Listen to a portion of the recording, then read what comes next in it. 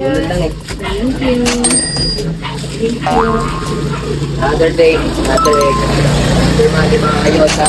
Punta na tayo ngayon sa second customer natin. Thank you, ate. Wait lang pala mga kayota. Isin muna natin ang mga itlog. Yes! At baka mabasag. Pati tayo na kay bossing. Pati tayo kay mother.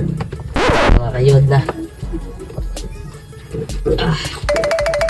Kanino pa na naisad? Kay David. Oo. Ay, sa lahat mga kayota, samahan niyo lang ako sa second customer.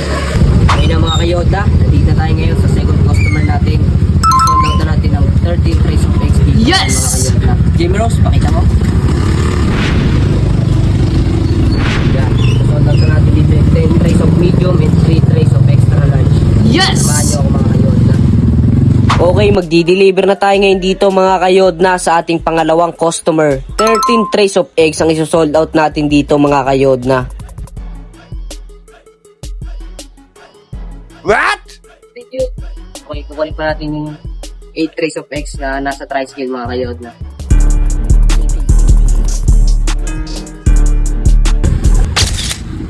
Ito, 1 tray ng medium pa ito mga kayodna.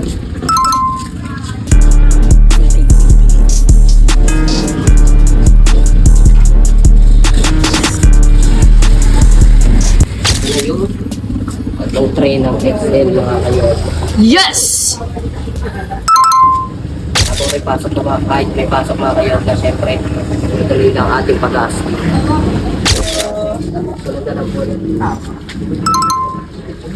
Another day, another egg, another peso na makakayodna. Tara na't samahan niyo ako sa pangatlo pa nating customers. Nandito tayo ngayon mga kayodna, sa third customer natin, last customer na rin to. Dito natin sold out mga kayodna, ang dalawang tray ng large. Yes!